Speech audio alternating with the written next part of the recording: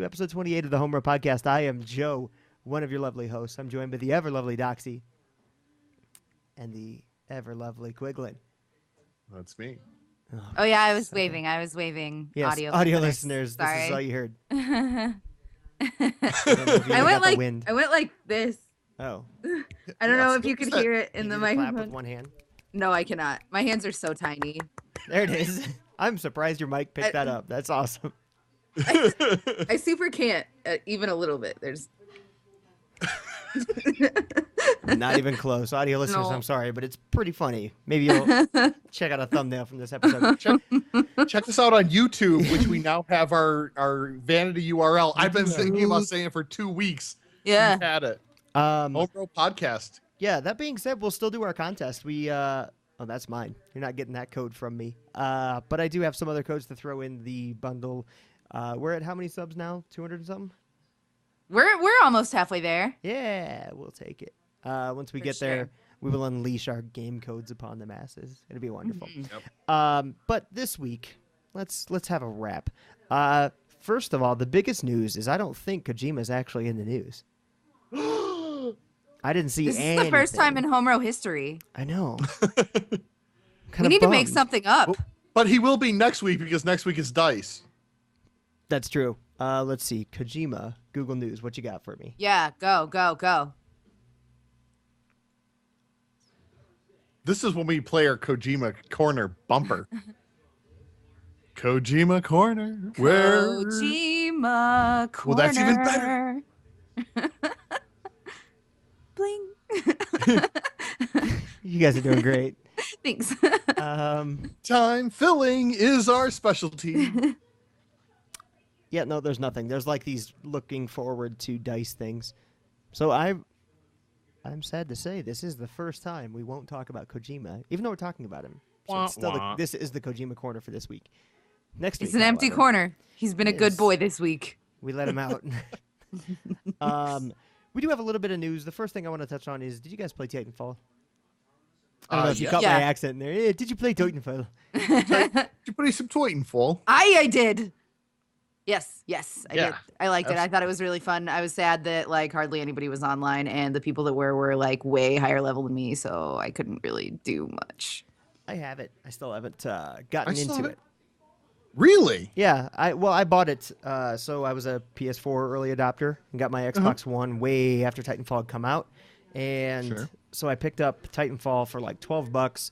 Got all the DLC whenever they were doing it for free. There was like a period of time where everything you could just download it. So I did the smart thing and knew I would buy the game at some point and got it all. And then I kind of didn't. I think it would be one of those ones to be fun to jump back in with somebody, but I never got back into it. I did play it a little bit like during the beta and stuff, and it was awesome. Like the movement was great. It's, the guys that made Modern Warfare and Modern Warfare 2 doing what they do best in terms of like fast twitch movement and the awesome robots. I would just get in the robot and then inject. Like it was the coolest feeling just to fly up. Oh man, It was what a cool super game. neat. Yeah. So anyway, Titanfall 2 will have, according to a writer, the lead writer, I believe, gave a pretty shockingly honest and open interview with Forbes, just saying that there will be a... Sorry, I'm pulling it up. There will be a grounded, dirty, and human world, and more of a story focus, because Titanfall... I mean, it didn't really have that, right? It was No. it was kind of really. billed as a multiplayer game. Just get in there. Who cares? Here's how you move. Here's how you use your big old robot. Go have fun. Well, that's what people buy Call of Duty for. So I can't really blame the ex-devs of Call of Duty for being like, well, here's our moneymaker. Let's focus on this. You know, site But- fucking sucks. Sorry, Forbes. It was a Forbes article. Oh, yeah. Well, okay. So, we I could probably can't talk a while on how terrible Forbes is. One, as a site, and two, as a news reporting site. Their game coverage has come a long way. I think there's some good stuff, but yeah, woof. They have a lot of clickbait garbage. Yeah. Clickbait. I Well, can't wait for the end of clickbait. It's got to happen eventually, right? People got to wise up Being eventually. optimistic. People keep clicking. It's the problem. Yep. Ugh. But yes, that would. That's an evergreen topic for a different day. Anyway, that's for a different day. But what I really find interesting about Titanfall 2 and the fact that they're going to have a single player is we have gotten into a new world where games are dropping their single player to be multiplayer only, and they're doing the opposite, which I think is a really good move on their part. Wait, they're dropping multiplayer? No. I'm sorry. There are a lot of games out there that are multiplayer and single player. They're dropping the single player to be multiplayer only. And Titanfall's doing the opposite. It was multiplayer only. Okay. And adding. I thought you meant. Yeah, I'm sorry if I wasn't clear. No, it's okay. Yeah. So they're actually putting both in there this time, as opposed to just doing the multiplayer like they did in the first one. So I think that that's a really good move on their part. I think they're going to, engender themselves to their fans, and I think it's going to bring more people in that way.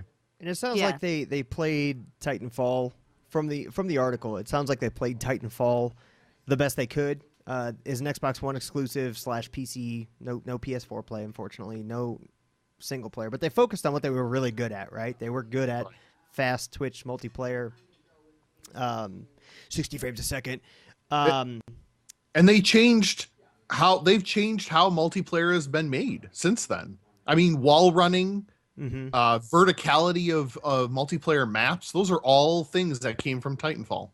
Definitely. It's not even and it's only been a year plus. Yeah. And it looks like they did just fine. And I'll quote the article here, who's Don Groves of Forbes got this interview with Jesse Stern, the lead writer on Titanfall 2. Flush with cash after Titanfall clocked 10 million individual users. That's pretty impressive because I wasn't sure that Titanfall did that well. The sequel, because everybody fucking forgot about it overnight, man. It went pretty quick. Like for a somewhat exclusive, it was a flash in the pan. Like a month and a half. Yeah, and didn't it come out in like February? March, yeah. Pretty dead time of year. Like it seems like these past 2 years in particular that we've had like one big release. Yeah, you're right, March. But it's around like Dying Light was last year. Like there's one big game around that time that. But yeah, I just felt like everybody moved on. But I mean, good for them. I'm glad that it seems like they have the resources now that they can make a more fleshed out experience. And I'm pretty excited about it. They also did say that this is Jesse Stern, I think it was. Yeah, Jesse Stern of. What the hell's the name of the studio? God, I really did my research. Respawn Entertainment. I was going to say Remedy, and I knew that wasn't right. The first game was an Xbox exclusive initially. This one's going to be widely available, I believe, on all platforms. So it looks like they've got the cash and probably the backing Wii from owners. EA. Yeah, Wii U. Get on it. NX. Although it would be awesome if you had to play on the tablet until you got into the Mac and then it blew up onto your screen, and then you're like, all right, now I'm playing as the Mac. Yeah, that would be 4 frames a second. Totally useless, but yeah, it would be awesome. Playing it, just see polygons. When the technology's there, I think that will be amazing. Since the technology is not there, let's wait on that. Yeah.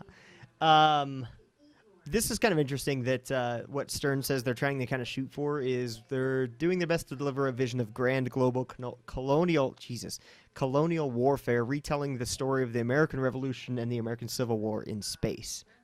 I'm on board. That sounds pretty cool. Doesn't sound like it sucks. Yeah. You've definitely piqued my interest. Yeah. What's that Leo DiCaprio meme? The meme. So I have no idea what you're talking about. Yeah, I have no idea either, and I love Leonardo DiCaprio. Django Unchained? I have. You have my curiosity. Okay. Now you have my attention. Okay. Yes. Fine. You guys just don't get pop culture. Yeah, basically.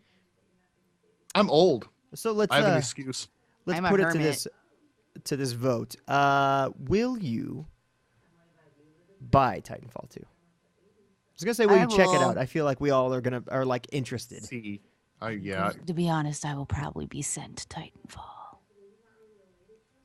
Cool. I'm gonna be honest. I probably won't be sent it, but I'll probably buy it. I think for me, it depends on timing. Like that's what I'm finding as I get older and have more things going on. It depends on if there's another game that comes out the same day that I'm absolutely fascinated with. It That's a probably good won't point. be Titan. I mean, I'll give it a shot. I hope it won't slip into and reviews will play into it, unless I'm reviewing it, of course. That changes everything. But it's I don't know. Don't know if Titanfall is one of those franchises that demands my like immediate attention yet. I think once we start seeing gameplay and start seeing some of the trailers for the story, yeah, definitely. I guess you're right. I'm diet hype. I'm hype junior. Hi, sweetened naturally with stevia. No, I bet you, even if I don't get sent it, I'll probably end up picking it up. Interesting. I like the first one. I just didn't get in on the ground floor. You know what I mean? So Right. And you did Call my of Duty. enjoyment was Makes a little bit of limited. sense. Yeah, I love Call of Duty. Call of Duty is bae. Call of Duty is bae. I think you make a really good point, Joe. I mean, I think I have to wait until I see, because if there's like a super amount of hype, and I might want to just be a part of the zeitgeist when it happens. Mm-hmm. Because realistically, what's going to be really cool to see is the first like 3 weeks this game is out when everybody's on the servers. Right. Right. Yeah. And I think you made a good point about us getting older, because The Witness, I was totally about that game until I was going to get it, and then I went to PAX, and now I've come back, and I kind of was like, well, I guess I'll wait for it on sale. I have seen a lot of streams of that game, and it is so god awfully boring to watch a stream of that game. I was just gonna say, it seems like the shittiest game to watch a stream of. Yeah, but I could put some podcasts in my ears and just sit there and be like, I can play line puzzles. Yeah, no, it looks so fun. It looks so fun to play yourself, but just not a stream game. IMHO. I don't know why I felt the need to scream that. That was good. Sorry. That was good. I'll take it. So yeah, that's Titanfall 2. Holy shit, Titanfall 2 in VR would be pretty sick. Yeah, fuck yeah. Fuck yeah. To Brian's point of jumping in the mech, can you imagine that display? Like, oh. Yeah. Because you guys played, like, remember when you got in, it was all metal, Yep. and then all of a sudden it was screens? Oh, man. They did a So lot of good. things really well in that game. The animations. beautiful, man. Those animations when the thing picks you up and puts you inside, like Or it they catches you in nailed those midair. animations. It was like they were like, okay, we need to just nail this one thing for certain, and then they were like, okay, we got this. The rest of the game, we can just phone it in. Dude, with 'Cause- handheld, like, joystick type controllers being inside of a mech, that would just. Yes. You're talking like Pacific Rim, but by yourself in Right. your living room. I just pictured you having to like jam both hands into your crotch just to eject. And the unfortunate consequences thereof. Yelling, abort, abort! No. Then you turn into me playing The Division and getting all, nobody talks like that, like they do in the trailers. I talk like that, apparently. Bogey on your 6, Joe. God damn it. I've become what I hate. Flank right. Let's see. So let's move on. That's Titanfall 2. You get it. It's cool. I think we're all at least going to pay attention to what comes out over the next couple months. I'm sure we'll hear more at E3. We'll probably see some gameplay. Yeah. Especially if the Or- latest speculation GameSpot put up actually. McFarlane Toys has released a something or other. Yeah. Uh, But didn't it say something like that it's going to release with the game at the end of the year? Yeah. So it says. We think Titanfall 2 is going to be done by. It looks like EA has already responded. So this story is by Matt Paget. Matt P. We can't see what you GameSpot. see, just so you know. We can't look over your shoulder. Oh, Page. P-A-G-E-T. Oui, Eiffel Tower. Anyway, Oh. EA has responded to our Page. request for confirmation and provided us with the following statement. McFarlane Toys will be releasing toys inspired by Titanfall in the winter of 2016. We have yet to provide a release date for the next Titanfall experience from Respawn. I'm going to put solid money on one of those toys being included in a collector's edition of Titanfall 2. Right. Absolutely. Yeah. And realistically, they don't have to do a lot to the engine, right? I mean, if they could expand everything, it was a pretty good-looking game. I actually, it was pretty. It was very pretty. I love that sound of your Titan coming in. Mhm. Oh man, It I want was, to play it was Titanfall. really hard on my PC though. Like I couldn't stream it Yeah. for worth a damn at all. Hmm. it could use some optimization. Yeah. I mean, maybe that's their goal. Maybe their goal was make awesome single player, optimize the multiplayer. Let's get this thing locked at 60. Yeah, I'll take that. Yeah, I would take that. I don't need it to be any prettier if you're going to lock it in at 60 and, make it, make the netcode, sharper. Yeah. How pretty is too pretty, guys? No, it looks like this. I would welcome a little bit more in the way of, and I might be off base because it's been a while since I've played, but a little bit more in the way of like personalizing my operator as well as my mech. Yeah. Whatever. Sure. Being able to put like bumper stickers and shit on it. Dude. That'd be awesome. Shit, you just see a mech walking around with the coexist sticker. You know what? That is some branding. Like just the shittiest, worst game tie-ins. Like I would put a Mountain Dew mech in that game, and I would run all over with mech to the extreme. Oh yeah, nacho cheesier Titan incoming. Oh man, and it hits the ground and little cheese stick goes mech everywhere. figures on the back. That'd be awesome. Oh man. Or they make a Titan that's just Chester Cheetah. PC mods. I need mod support. My other mech is BB-8. Nice.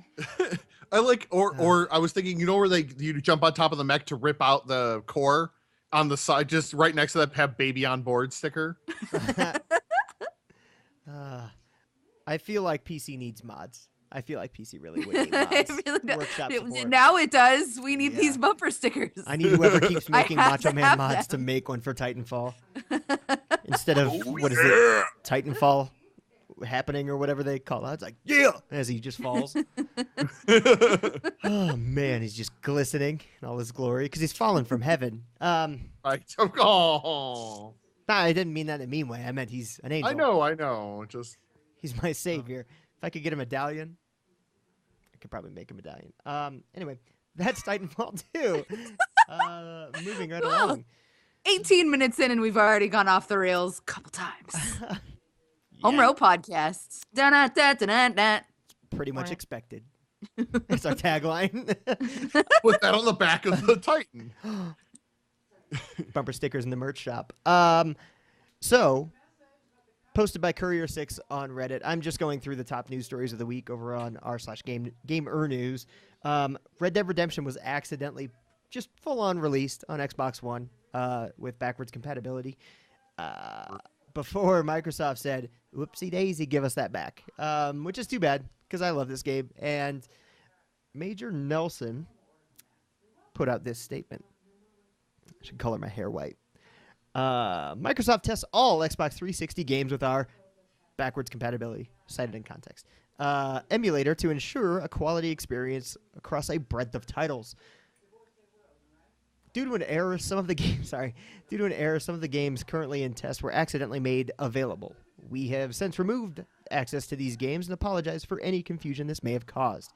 We'll have more information on upcoming releases soon. So how many people bought it while it was available? Does it say?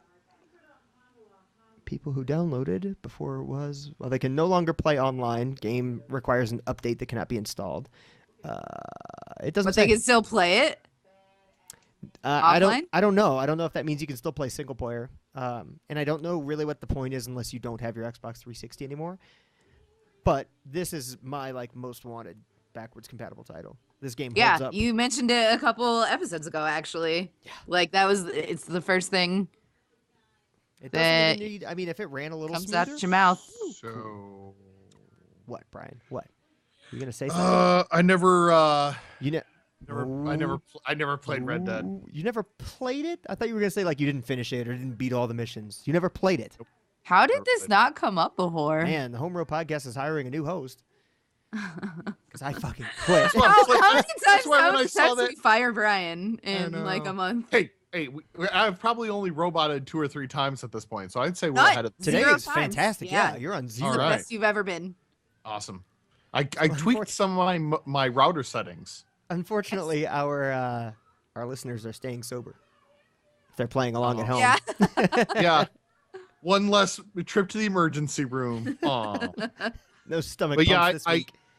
I was actually kind of excited about the backwards compatibility because I was thinking that I would pick it up and play it on my Xbox One. Well, now you can.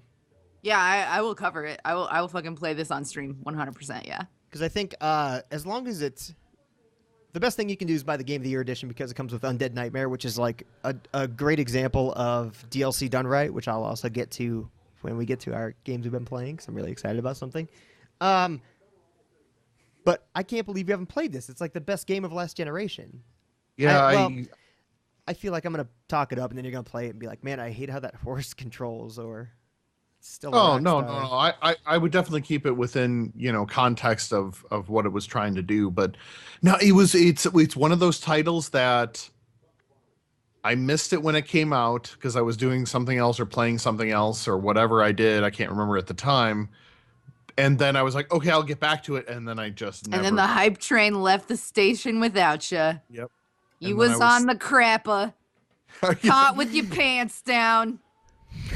I don't know. What is my problem today? I'm so sorry. You are all about the accents today? That's fantastic. Yeah, I mean, don't ever stop. This is why I have no friends in real life, though. Let's be real. Stop. Can't take you anywhere, Mallory. Okay, sorry. Doxy, you played it then, right? Little bits. I didn't finish it, but yeah, I liked it. I awesome. mostly watched it being played. I wonder if what was I doing in 2000? Loved Gun, and Gun is basically not as good Red Dead Redemption, from what I understand. Yeah, Red Dead just does a lot Gun. of things very, very well. It was kind of to me the game that showed GTA 4 was great, but I think Red Dead was one that I really looked forward to GTA 5, but I think this was the biggest Rockstar game that I really, really looked forward to because to me nobody had nailed an open world cowboy game, and this was it. It just great story, some of the most memorable actual moments in a game, beautiful settings. Doxy, go. Okay, I'm so sorry, but okay, think about it. With the new cowboy hype that's gonna come with this game release, do you think maybe we'll get our Wild West MMO? I think it's a possibility. That would be awesome. I think it's a possibility. That's what they're working on. I think the GTA Online is just the beginning. That's just the test bed for Wild West MMO. I need it. I need it. Well, never mind, Brian. You're not part of this conversation, and I'm really sad about that. But Doxy, did you ever play the multiplayer? No. It's fucking incredible. It's really, really good. You could go on buffalo and cougar hunts, and you could get a bunch of people in a posse and just go crazy. Get wanted levels just like you can in GTA, but the sheriff rides up on his horse, and you can take. Oh man, it was like the basis of what a Wild West MMO could be. So if they would just take GTA Online, how they evolved it, and put it into Red Dead 2, because they're making Red Dead 2, right, Rockstar? Right, Rockstar? Just give him this. I just look at this. that face, Rockstar. Please. Please. He's been a very good boy. I know. Impatient. I've been bitched more than 4 times. So it's kind of interesting that it got released on accident. It's just a fluke of a news story, but it shows that it is probably going to happen since Larry said, we test all these things. Sometimes shit happens. It's just kind of funny that somebody checked the wrong box and all of a sudden anybody can play. Oops. That happens. Well, it's also funny because whoever found the error must have just popped in Red Dead. Screw it. I wonder if this works. And then found somebody online. Yeah. I just wonder. Well, whatever, if you have a game and you own it and it's backwards compatible, it's in the list. So he could have just been going in his, install list, installed games, scrolled to the right and went, what the fuck? Hey. And then just started freaking out and started installing it. Reddit, I'm sure, or Twitter, yeah. Well, yeah, that's what. This is the first thing I would have Vine. I would have vined that shit. I would have selfie held it in the selfie position with the TV in the background, dancing and shit. Just check it out, y'all. Going live on Twitch now. That would be awesome. That would be good. But yeah, I mean, come on, we knew this game would be on the list of backwards compatibility, right? It almost has to be. Yeah. That and Mass Effect. So, I'm curious then, this is a different conversation around, and it might be a conversation for a different time, but what is Sony doing with backwards compatibility? Are they focused solely on their PS Now? Is that it? That's the answer. Probably. I think, right? I think it has that's to the be. smart way to do it. Yeah, it's not a bad business move, but I think, to me, PS Now, like, didn't hit me when it's like a true rental service. Like, if I wanted to play Metal Gear 4, I'd have to rent it for 30 days or a week and try and get through it. And I don't think you can full out purchase. I'm sure somebody will correct me on that. Wait, but really? I don't think you can purchase. Oh, I thought you could. I'm not sure. I can double check. I can fact check myself while I'm. Well, while you fact check, I will say that the problem is it's easier to create a cloud-based system such as PS Now than it would be to figure out an emulation system to install as an app on the PlayStation 4. So I would just go with that. The games kind of suck. This is what I remembered. Sorry. PlayStation Now's selection kind of sucked. Yeah. And Metal Gear 4 that's the game I wanted to play because I didn't have a PS3. So I got a 4 and I was like, oh, cool. PS Now might actually hold some value for me, even if I have to rent Metal Gear 4 or 5 times to finish the damn thing. But they've got like Saints Row, Gat Out of Hell, Dead Island Riptide. Oh, Dead Island. Metro Last Light is arguably the best title there. Currently, I don't see. So good. By the way, pro tip: if you haven't played Metro, go back and play Metro. Mike is thinking about starting a Metro stream on his Saturday night streams. Yeah. Yeah, Metro was good. I don't think that he's doing last night though. I liked them both. Yeah. He loves them. Loves them. Oh, they've got Assassin's Creed 3. Ultra Street Fighter 4. That's an interesting one because Mega Man 10. Who cares? I love Mega Man, but Mega Man 10. Ultra Street Fighter 4. In a streaming service like that, I wonder how the lag plays. Like, I wonder how latency figures into that. Because I wouldn't dare go online if I'm streaming a game, let alone a fighting game. Right. If I wouldn't stream Call of Duty and expect to do well. Right. But anyway. I don't know. I would try it. Like, so especially Joe, if it was cheaper than outright buying. A month is $20. Wow. Seems a little steep. That does seem pretty fucking steep. And you can't just outright purchase. Not that I can tell. I mean, I can start my 1 week free trial. Maybe gross. I'll try and stream this at some point. Like, I started my trial. Now what? And then that'll be a good stream, I'm sure. It'll just be me getting angrier and angrier. You can see my eyebrows. My face turned red. I don't know. I remember PlayStation Now being a super interesting concept, and I think I looked into it and I was like, woof, no. Went through a range of emotions. Clearly, you sounded like a vampire. Bleh. I want to play your games. I dressed up as the Count one year for Halloween. It was awesome. I might still have the head. You're the best. That's amazing. It was really good. I slapped somebody. Which perfect hairline Count for no, the Count from Sesame Street, of course. Oh, okay. Goes, 1, 2, yeah, I slapped somebody 3 times and counted. Nice. I was a young man and it wasn't considered assault. That person was probably honored. Yeah, right? Exactly. So Amazon. Yes. Good. Yeah, explain segues. to me what the fuck you guys were talking about earlier. So yeah, I was just waking up from a nap. Lumberyard is not just a strip club in Iowa. It is. That's still open? Oh yeah. Okay. It's the only good one. I was there last night. Oh wait, it's Lumberyard or Woody's. What's the deal? Yeah, and Woody's puts the rot in erotic. It's like the worst fucking strip club I've ever been to in my life. This out of the Twitch like channel. 4. Man, you should do a strip club review on YouTube. No. Yeah, I'm not showing anything graphic. That's Doxy time. That's not Doxy audience time.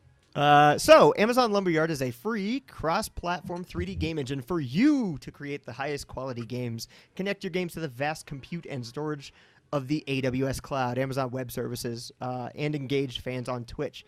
What's interesting to me, I won't read the entire sales pitch here, but it looks like, Brian, I think you mentioned it's actually CryEngine? I thought Amazon originally about a year ago licensed the Crytek engine and then kind of packaged this themselves with all the hooks in it.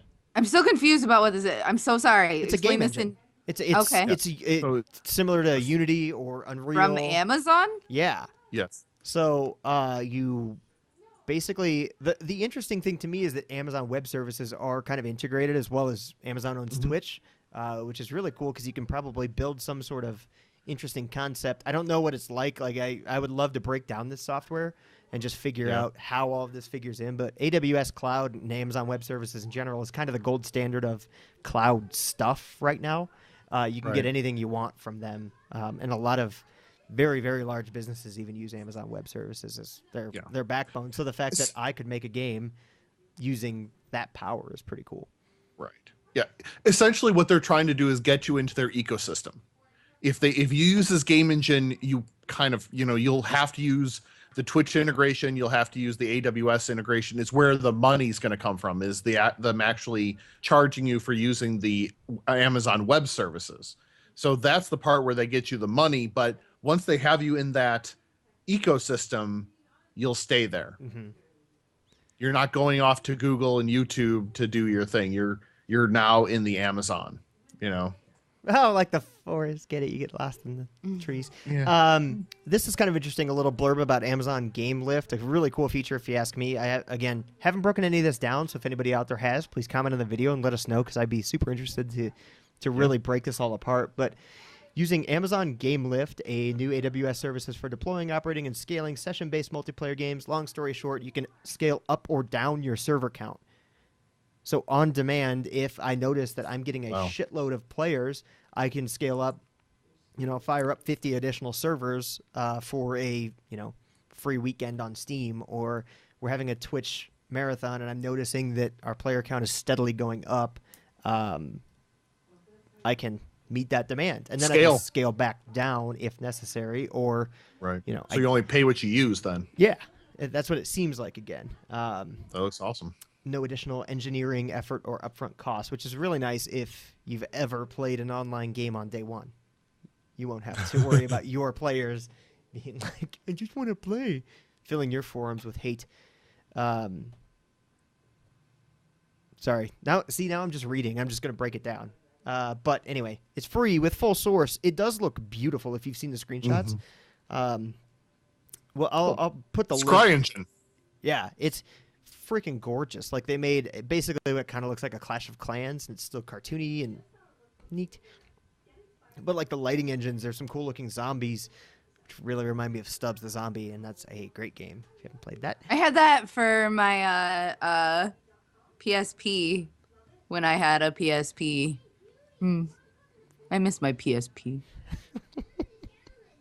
Poor PSP. PSP got a bad rap. I loved mine. I loved it. It was my best friend at airports.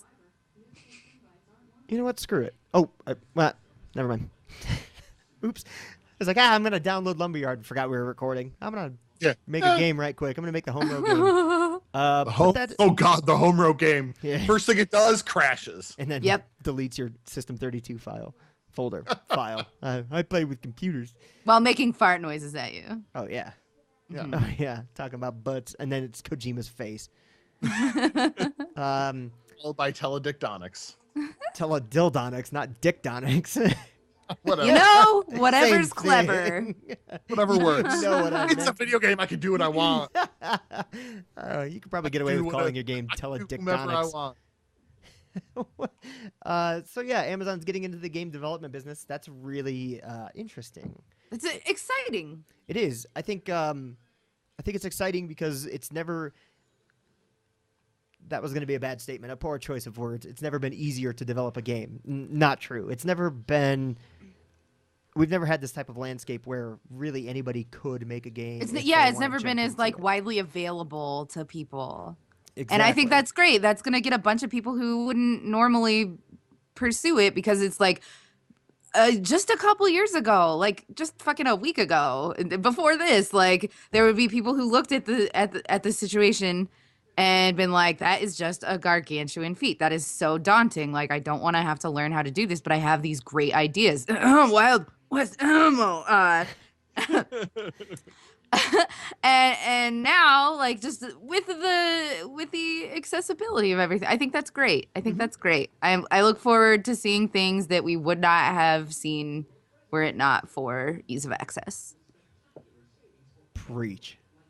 Yeah. True fact. Totally agreed. I think it also gives way for some neat ideas to be filtered up, even if it's a small concept game. Like you can get some really cool stuff that it's just like, oh, this is neat in a 5-second or like a 30-minute playthrough of something that then gets picked up by a larger developer and totally turned blossoms into into a something. really cool, Yeah.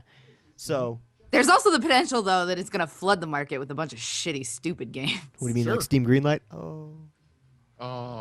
Sorry, Steam Greenlight. Your original purpose was gold. You fucking shit the bed. There's some good stuff on Steam Greenlight. There's some incredible stuff, but there's also a huge Big pile of crap. a Big dearth of dirt. To stick with the dirt theme, there's just crap. Like I could honestly go in, I could download Unity, get an asset pack, and throw it up on Steam Greenlight and say, yeah, Greenlight my game. Yeah. So I have a pretty big problem with Steam. No. I love Steam. It's probably the best option out there, obviously, but I think there's still a lot of work to be done. Desperately needs some competition. Mm-hmm. Are you saying that? Are you saying Uplay is not competitive with Steam? Yeah. Oh, I'm sorry. I forgot. No, that's about exactly what I'm Uplay. saying. Yeah. No, you get That's me. exactly what I'm saying. That's it. I feel like GOG Galaxy. I was just gonna say has a good shot at it. Yeah, that's a If solid more platform. people just embrace it, it's real neat. I like GOG Galaxy quite a bit. Yeah, I feel like they still kind of need to work on the UI, the interface. Yeah, Yeah. it could use for the some client tweaking. itself. But yes, I completely agree. It's the closest thing to a viable no one wants to use Origin. Alternative. alternative. There you go. I got you. Thanks. Yeah. Thanks, mister. Origin isn't as bad, I think, as people make it out to be, but it's such a. It's gotten better. It's just annoying. Yeah. I don't want a fucking Sims ad every. Played The Sims once, man. I want The Sims. I want The Sims so bad, but I'm so poor and it's so expensive, and I want it so bad. And they release 1,000 expansion packs that everybody buys. Anyway, Doxy, what have you been playing? That's about it. For I am so excited for this segment today because I think I found my new favorite game. I'm not kidding. Wait, what? Warhammer End Times Vermintide. Have you played it? No. Oh. Okay, Never so even heard I of don't it. know what you know about the old Doxter. Okay, but one of my favorite games of all time is Left 4 Dead. Yes. Okay. This game is like Left 4 Dead, except for you're fighting giant rat people, and you have character, like slight character customization and loadout customization, and you like level up and stuff. And I am a dwarf, and I can use a hammer or an axe or a mace, and it's just so much fun. And like so they have a really amazing system for like, well, not system, but like party options that all really balance each other out, you know? So you've got a couple of ranged guys and a couple of like DPS guys, and you get a secondary weapon. I'm just all over the place because I'm so excited about this game. I'm really sorry that I can't explain it to you like with the gusto that it deserves, but it's fucking phenomenal. Like I have this crossbow or this like kind of long range shotgun for my second weapon, and I'm just like killing rats. And there's crescendo events, and there's secrets you can find, and you get loot at the end of every mission, and it is so fucking fun. Not to mention, absolutely great looking. It is a beautiful game. It is beautiful, and I love it. So, Doxy, at the end of the level, do you have to buy a drill to get the loot? No. At the end of the level? No? No, you do not. It's not a Payday 2 option? It is not. Oh, but it's okay. You find We added in 1/100th. You get there's a key. There's a drop, so it's fine. There's a drop. Now we put in drops, so everything's cool, right? You guys are good? I mean, you have a better chance of winning the lottery than you do of getting one of these free keys, but, it's fine.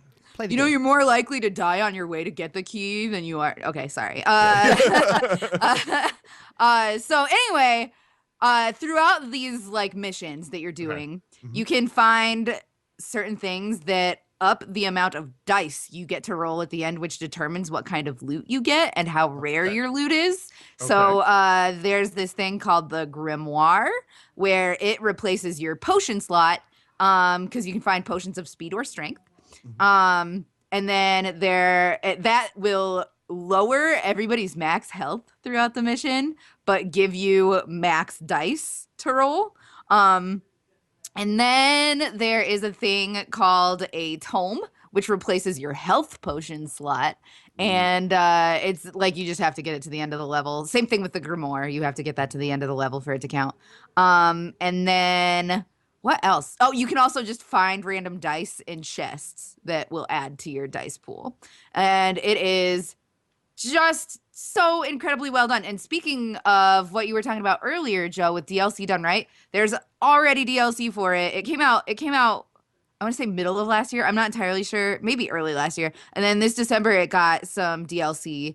And I played through all of the content except for the very final mission and had no idea that any of it was DLC. It was that seamless. Like it's beautiful. It's well done. It was free DLC, not to mention. And I am psyched beyond where I love this game. When I'm not playing it, I'm thinking about it. And like I want to be playing it right now. Awesome. So do you feel like the events and everything that's happening is fixed, or is it kind of like Left 4 Dead where it has that like AI game master? It does have like a director. What was it called? Director, yeah. Director. It does have that game was good. However, like the paths are kind of linear. Some of them, like some of the missions have like branching paths, and it's like fun to split your party up and all that. But you do have to watch out for like the special rats that can kill you and stuff, like the special infect. Oh God, it's so good. It's Left 4 Dead, only rats. It's good. It's so good. So it's Warhammer 40K? I'll read you the exact. No, I think it's Warhammer. I think it's Warhammer Fantasy World, the fantasy. Yeah. I have no. Not 40K. Warhammer End Times 40K is like Warhammer 40K is like the Space Marines giant and shit. Gears of War over. Yeah, this is definitely like in the orcs fantasy and world. Dwarves and shit. All right, definitely. My bad. Fantasy world. Oh yeah, no, it's really your fault, Joe. Well, Yeah. So we're looking for a new podcast host. These jokesters got jokes over here. Is that all you've been So playing? you like it, Doxy? Yeah. Yes. That is all I have been playing. Nice. The tone in which you said that tells me that it's not a bad game. Yeah. Okay. We'll put it this way. In the 3 sessions that I have played, I have 2 sessions. One of them only being like an hour. I've played 10 hours. Whoa. Okay. All right. Yeah. And that was way less than a week ago. Way less than a week ago. Awesome. I've all but forgotten Dragon Age Inquisition, which was like my favorite game a minute ago. Yeah. I'm just saying. Yeah, that even made your goatee. Yeah. We might have an early contender, folks. Stay tuned for the rest of the year. That fucking Warhammer is my new goatee 2015 because it came out in 2015. I need to amend my goatee.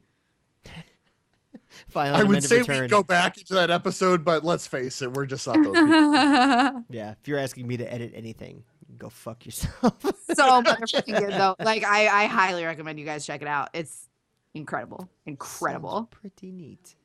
Nice. I do love Left 4 Dead, so that if it's the same core concept with a different setting, deal. So good.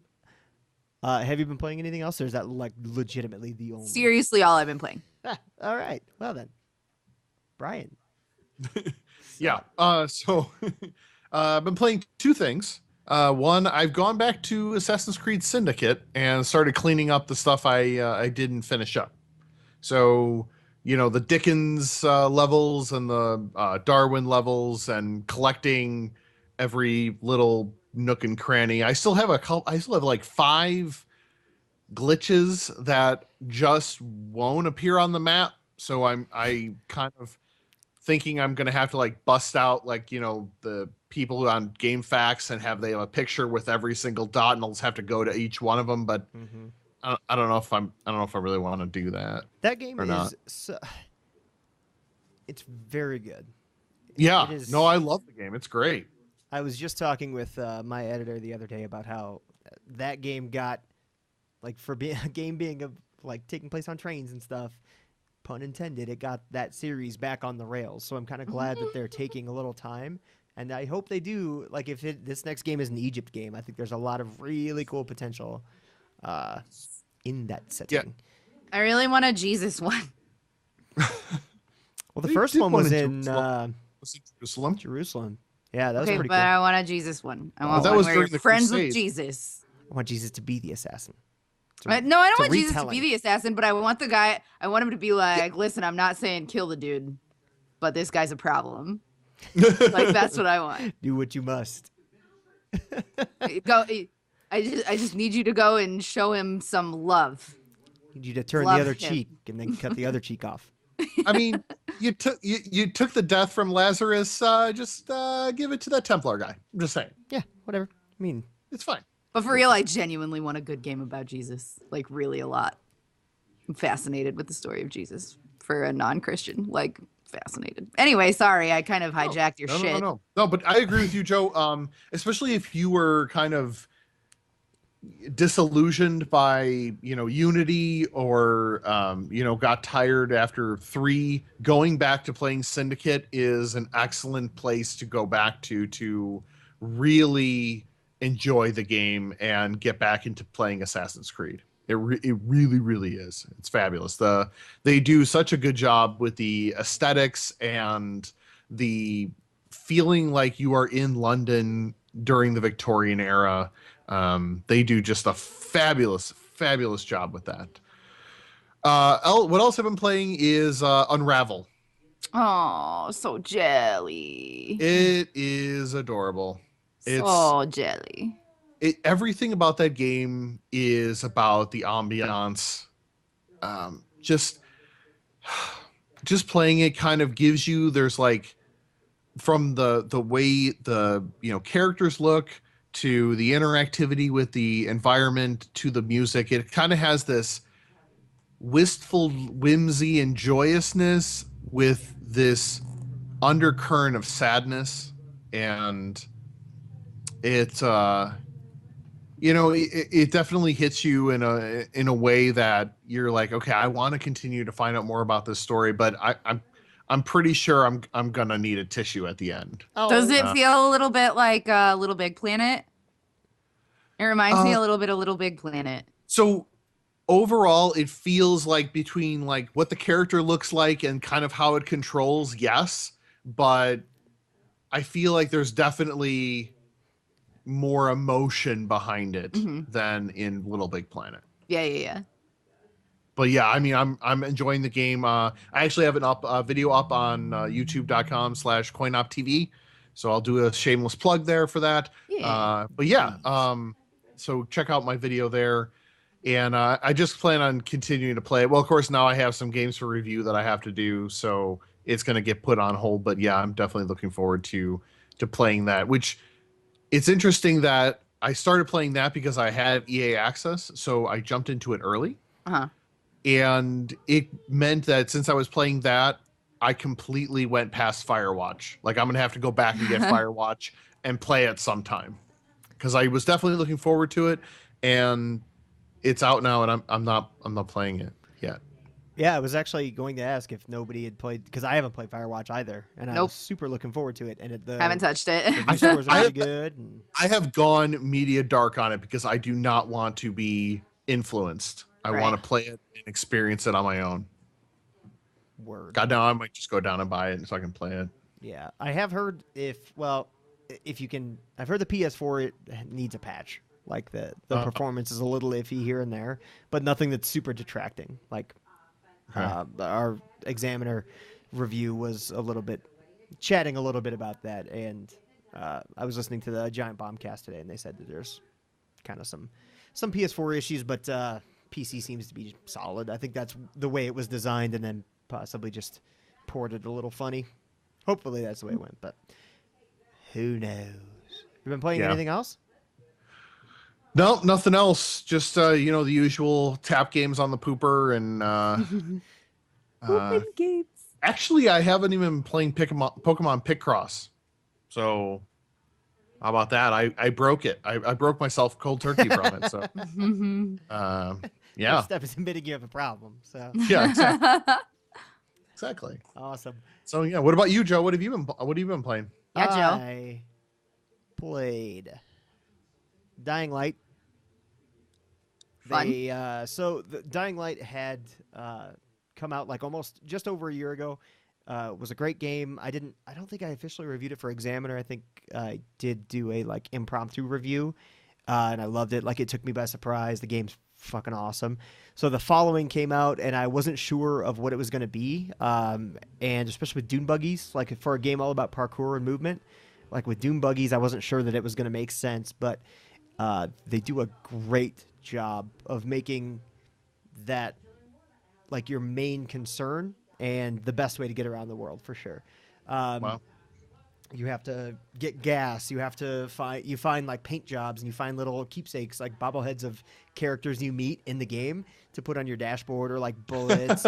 You get points for doing everything. Like you level up your driving skill, and that gets you like the ability to make better parts, or put on a ram bar on the front, or get really fast turbo so you can just pretty much dart right through zombies. And That's you get fun. It's awesome. It is totally worth it. If you didn't jump into Dying Light, this is kind of the same thing I talked about with another game like Destiny.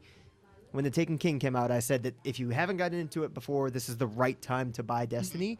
Right. This is the right version of Dying Light. This is officially like the definitive experience. There's the following if you already had Dying Light, $20, and it seems a little steep for some DLC, I think, in some people's mind. I think it's absolutely almost aggressively priced for what you are getting in this game. Like there is, or in this expansion, there is just so much. The environment is a lot more open. Like you're in a farmland, and there's like there's a lot to do. Nice. It's like a whole other little game that you're describing. So yeah, $20 is totally worth a DLC done right. Yep. 100%. And it Can you Uber in the game? no. No. Can't pick anyone up. The only thing about Dying Light in general is the fast travel system is a little like just weird. Like you have to walk up to these random it's very easy to miss. You have to like walk up to posters. And you don't know what you're doing. Like it's funky. I've still not fast traveled because usually you can use the grapple hook, get around, and you're getting like agility points while climbing or driving in this new one. But yeah, it's weird.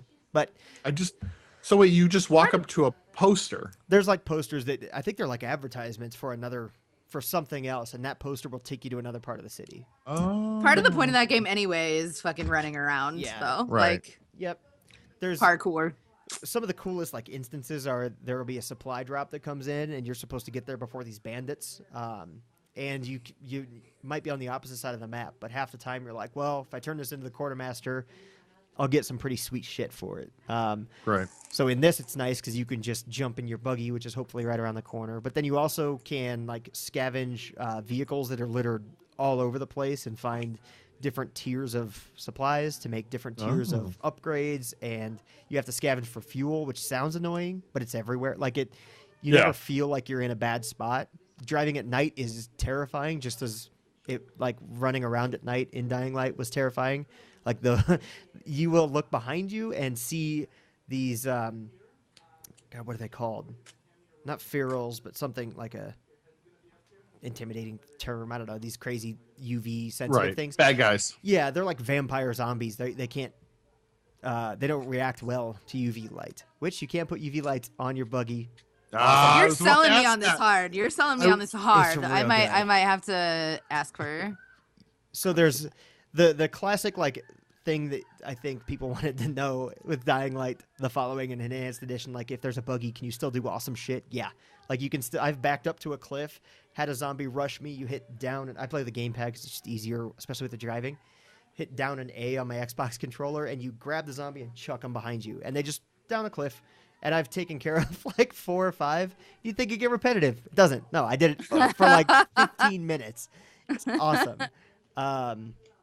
You can run and jump and then drop kick. Like, you learn all these moves, and these zombies go flying. The physics are great. It's awesome. There are a few janky issues with like the parkour every once in a while. Like, I've had it where I'm jumping, trying to hit this, and the feedback is usually pretty good about telling you what you can and can't latch onto, and most everything you can, but sometimes like rocks in particular, like you might not be able to grab onto that rock, and I'll jump, and then I'll just keep falling. It's pretty bad.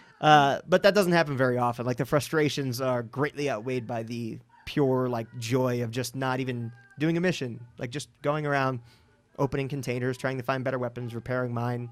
Like, there's a lot to do in the game, and it will give you, I think I have something like 70 hours in the game, like wow. Total. Damn, the following added on like another 20 or so. Like, I spent a lot of time in it. It's awesome. It's a fun game, man. 20 hours for That $20. DLC sounds legit. Yeah, the expansion is great, and they retooled. Yeah,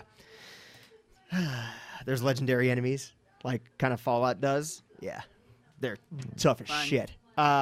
Anyway, I also got into Until Dawn. Like, finally dove in. Oh, okay, yeah. And I didn't get into it nearly as much as my wife did. So we played it together. I played about the first 30 minutes or so just by myself to get a feeling for it. And I can already tell, like, I had her making the decisions while I was kind of controlling the somewhat sparse true gameplay, like moving around. But that's what me and Michael's date nights are. Like, that's my favorite kind of date. Awesome. I am surprised because even last night, so the Broncos won the Super Bowl, go Broncos. We were talking about how we're going to spend our evening, and she's like, well, I want to go get some Broncos like championship gear, like we kind of need something to commemorate it. She's like, but I really want to play that game too. So I think that might, if nothing else, that might be our Saturday. But it's gone pretty well. Like, she's more of the collector, and I didn't see that coming because I thought she might just want to get through to the story beats. Right. But she's like, anything that gleams, she's like, oh, go over there. And once I told her that, everybody can die and everybody can be saved, she was like, whoa. Like, it was a cool moment especially because my wife she likes games quite a bit, but doesn't usually have the time to set aside, or is doing other things and just doesn't get into them in the same way that we do. So it's really cool for a game to be able to bring us together like that, especially after she did a escape room like 2 weeks ago. So she's like really in the puzzle mode right now. Yeah. Yeah. Was that super fun for her? Did she love it? She absolutely loved it. She wants to go back. This one was in Cheyenne, Wyoming. It's called Epic Escape Room, if anybody's out here in the West. They've got like 5 rooms, one of them zombie themed. She didn't do that one because she hates zombies. So I don't think she'll be playing Dying Light, but she fucking highly recommends any escape room you can get to, basically. She wouldn't stop there's talking one in about it. Coralville that I've been wanting to check out, but it's really expensive. Business opportunity.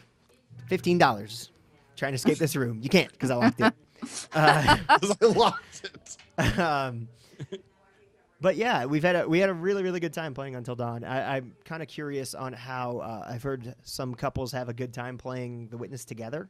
And I think that would be a cool game because she does love puzzles. So I think it could be really fun. But I did tell her I was listening to the Giant Beast cast, and Jeff Bakalar was talking about how him and his wife were playing, and his wife, like, they had graph paper out and all this stuff, and he'd be playing, and she would grab the controller and be like, no, you got to do it like this. I could see that happening. Could definitely see that happening. I've also been... sorry. Okay, can I just interrupt real quick? $40. That's a little steep for the game, I think. For Until Dawn? Or The Witness? No, Sorry. Witness. Until Dawn, steal it. Isn't it like hours and hours and hours and hours long? The Witness, I've heard, is very, very long and challenging. I heard it's long. I don't know. There's just something about only, like, it's a huge puzzle game. I don't know. There's just something about $40 just seems really, really high for me. Okay, so I get you. I feel you. But at the same time, I have to put it in terms that, like, I use to justify buying games for myself. If we'll call it 10 hours long.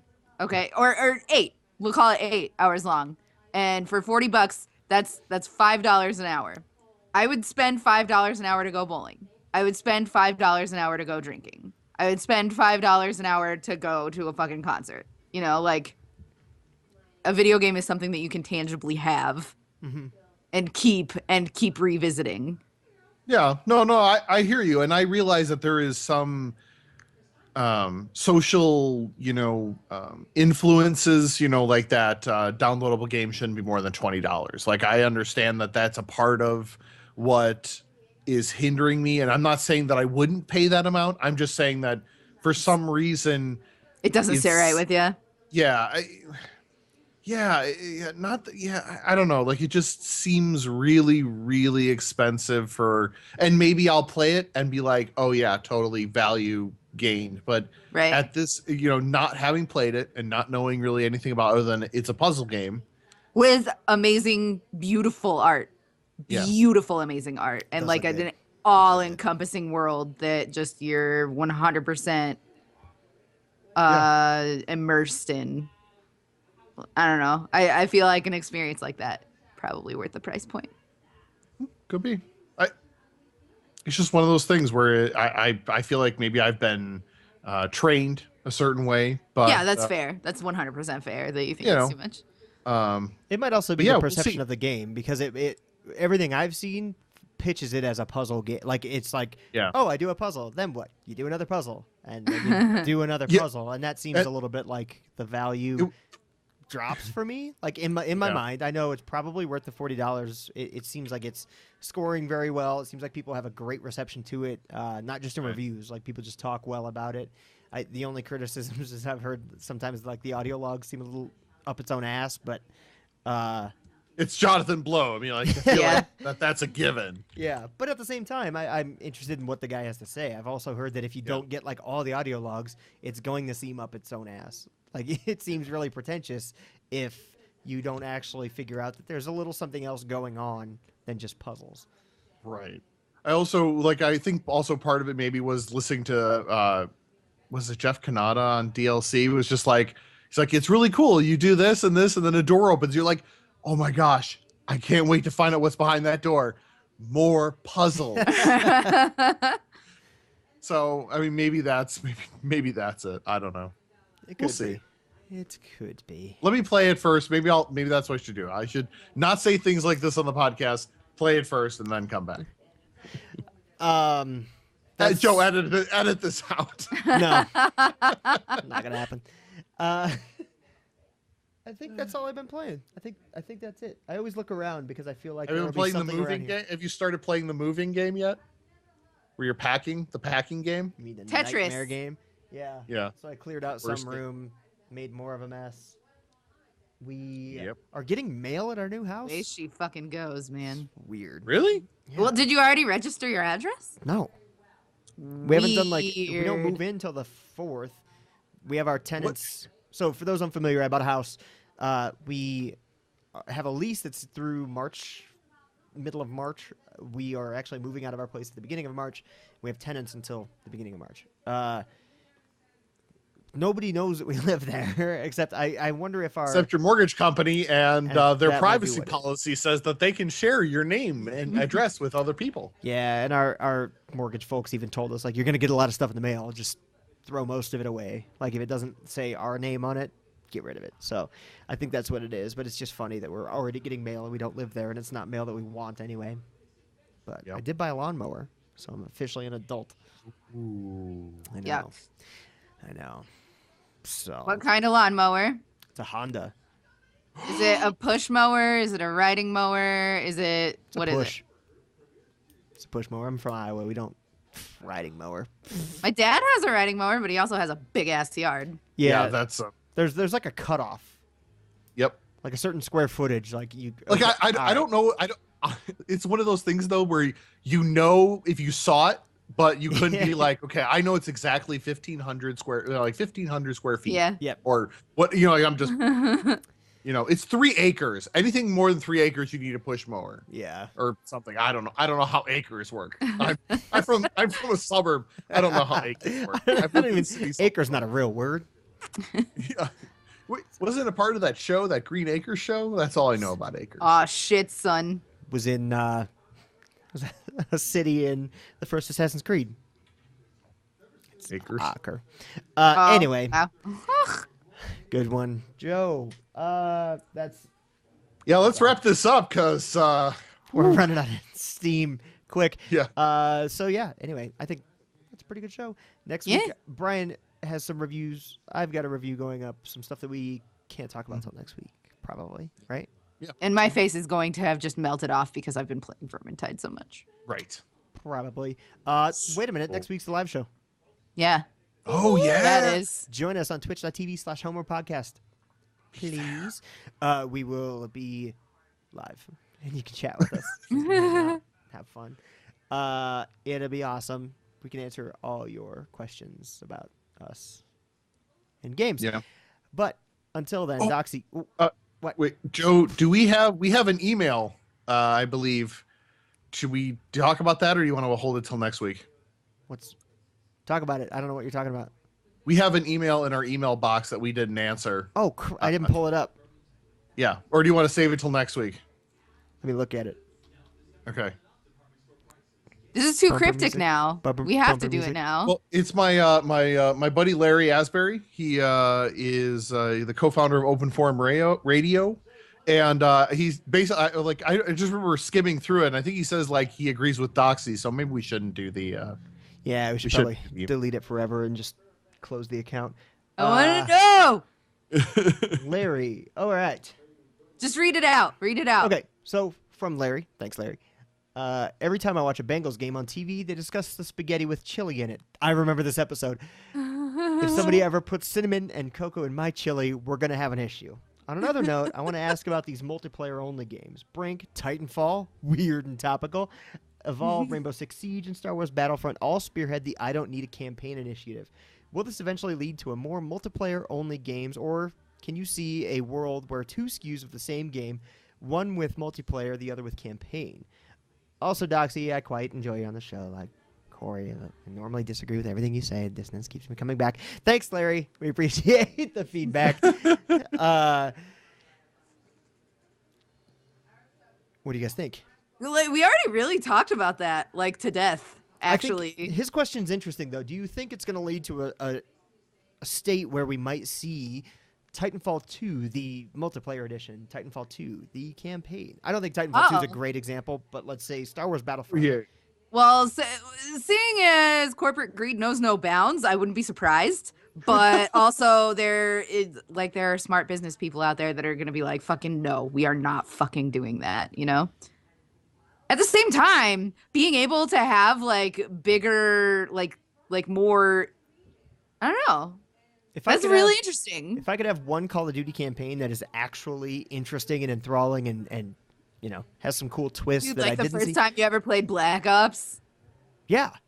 Actually, that's a great parallel because that's like the only memorable. I mean, I remember World at War because I had Kiefer Sutherland, but it was good. Yeah. If I could get that. But the problem is I'd still want to play multiplayer, so I'd still want a complete product. I just want the best of both worlds. And I know it's getting more expensive to make them. Well, they would either need to like really just jam pack shit into each of them to like make it worth it to buy two separate ones, or release them at like half price. Yeah, I think there would have to be a concession on price if it's current state. Like here's the multiplayer. I would think that if I could get a full like. Wolfenstein's a great example. I paid $60 for Wolfenstein. It was awesome the entire way through. I wanted to go back and do a lot more in it. Great game. $60. Worth it for me. No multiplayer. That's fine. Right. But if Wolfenstein had a decent multiplayer on there for $30 extra, I might consider it. If it was something that I knew was a known quantity, I might consider it. But I don't know that Star Wars Battlefront 2, if they were to sell it as a... Because let's be honest, EA... They've been doing some good things, but I think they might be the one to be like, look at our two new products. Yeah, for sure. I think but like at the same time, fucking Battlefront needs a campaign. Like that game would benefit so much from a campaign. It just needs to be deeper all over the place. Yeah. I love the multiplayer. I love the multiplayer when I'm in the multiplayer. I love the multiplayer, except for, you know, my brother and I are playing for 4 hours together, and I mean, how many times can you play Hoth? and then you go back to Endor, and then you go back. It really I love it. My Ghiblies when you say that, because you were like, how many maps do you need? And I was like, you need a lot of maps. You're like, but how many do you need? Well, like, you need a lot. Well, okay. In my defense, I did not realize that when they said that there would be 4 planets with 4 maps on each planet, that those maps would be geared towards very specific modes. Right. I was thinking that Walker Assault would have 4 maps on Endor and 4 maps on Hoth, not right. one map on Hoth. Totally. You're like, totally. Yeah, I thought it was getting 16 big giant ass 20 on 20 maps, not 4 giant 20 on 20 maps. But that's fair. But you got to buy the season pass, Brian, for $50. So now you have a $110 product that you still can't. To me, the progression is I don't wanna pay $50. We could talk about Battlefront. This chaos started. I love it. Larry, you see what you done? You see what you did? And EA needs to not do Battlefront 2. They need to focus on the Amy Hennig game so I can play that. That's what I want to play. I want to play a story-based Star Wars game. Give it to me now. Now. I want one with Rey. I love her. Saying. I love her. Cool. And on that note. Yeah, okay. Doxy, where can we find you? You can find me at YouTube. You can find me at Twitch. Both are ZER0 and then DOXY and then the rest of the website. And then you can also find me at twitter.com/ZERODOXY. Neat. Brian. Yep. I do not have musical stylings, but you can find me on Twitter or Twitch as Quiglin. That's QUIGLIN. Or you can find my writings on coin-op.tv or on youtube.com/coinoptv. Word. How about you, Joe? You can find me at twitter.com/Joe McAllister and Twitch. It's Joe_McAllister, twitch.tv/Joe McAllister. If I don't stream often, but once in a while I stream 3 hours of The Division. That's spelled MCCALLISTER. Slow it down and rewind it if you need to. You can also email us, just like Larry did. Now he's a celebrity. HomerowPodcast@gmail.com. We will do much, much better at monitoring that inbox and reply to your questions next week on the live show. Join us. Hit us up on Twitter, too. Twitter is our friend, and it's really inactive, and it makes me so sad. Yes. And tell your friends to go to YouTube and subscribe so we can give away this stuff, because we can give you it's kind of burning a hole in our pockets, and you need to take it off our hands. Well, just as I'll throw this in there. I do have a copy of Dying Light Enhanced Edition that I can put in there. That's so dope. So, get all your friends. There's a chance that you can be with me in the buggies in the fields of Haran. Wonderful, wonderful place it is.